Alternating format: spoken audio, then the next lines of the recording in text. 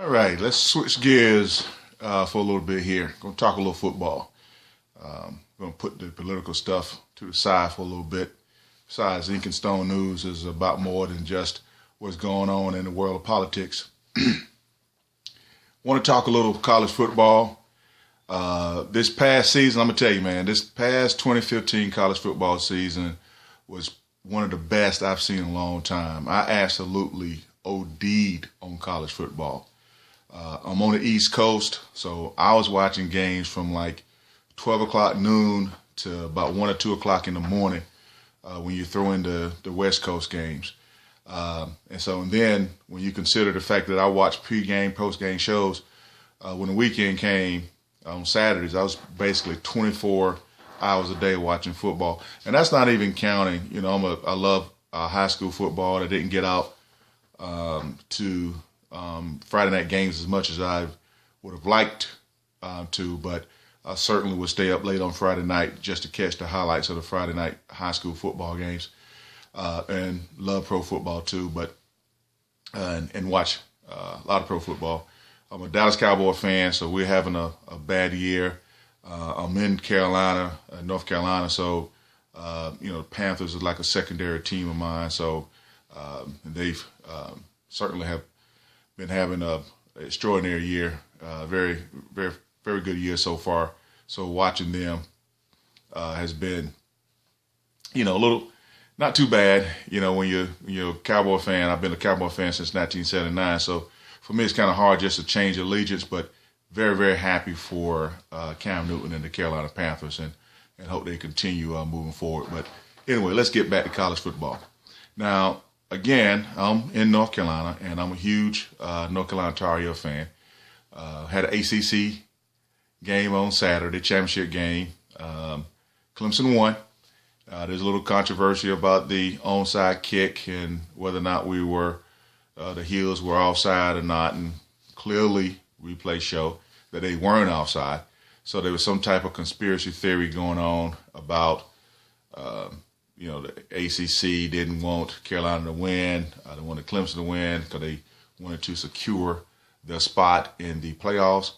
And look, was it a big conspiracy thing going on? I don't know. I mean, Carolina could have gotten the ball. There was no, without that call, and there was no guarantee they were going to score the winning touchdown and plus get the 2-point conversion.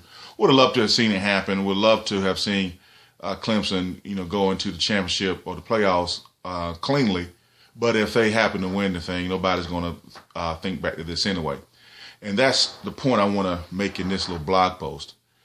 The ACC has 9 teams that are playing bowl games. And if the ACC wants to be relevant, they need to win about 7 of those games, including Clemson has to get at least to the championship game, if not win the thing. And then Carolina, Florida State, Pittsburgh, Miami, those teams have to win. And then hopefully you're looking at Vartech, NC State, Duke, Louisville. Of that 4 squads, at least 2 of them will need to pick up wins. That's the only way for the ACC to get any relevance. Otherwise, you're going to continue to hear about the SEC and even the Big Ten. Because the thing about the Big Ten, there was a thing a couple years ago when the Big Ten was supposedly down. And how do you solve that? You beat Bama, right? And so in the playoffs last year, and then you win the national title. Now, of course, Florida State won the national title 2 years ago, but ACC has always been Florida State and everybody else. So Florida State coming back and winning the national title didn't move the needle for the ACC. One of the things that hurt the ACC is hurting it now as far as national is the consistency. And plus you have teams like Miami, Florida, who once they got into the league, start playing mediocre football. Vartech for years hurt the ACC by dominating the ACC during the regular season only to get to a bowl game and get annihilated, or play a game outside the conference and get annihilated. Those types of things contribute to the ACC being considered a mediocre conference. So the best thing to how you get rid of that is you win non-conference games on a consistent basis. You win your bowl games on a consistent basis, and you do that enough times, and then the perception of your league being a weak league will be over. Now, you look at the Pac-10. The Pac-10 this year, I think in their one of the divisions, the South Division or whatever, I think no team came out with more than 3 losses, but they lost amongst each other.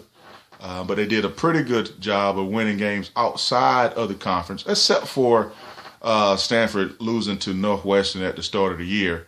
But other than that, the Pac-10, for one, never had the reputation of ACC, mainly due to USC's dominance in the Rose Bowl for so many years. But again, the Pac-10 don't have the reputation as ACC.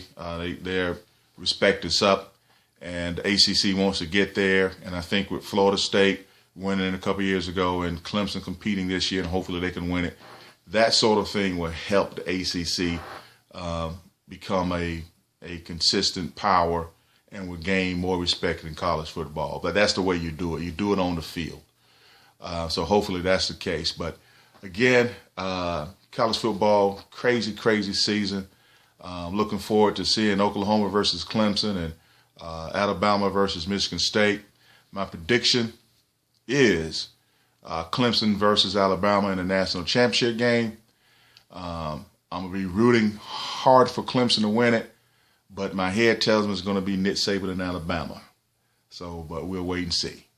Hey, enjoy the bowl season.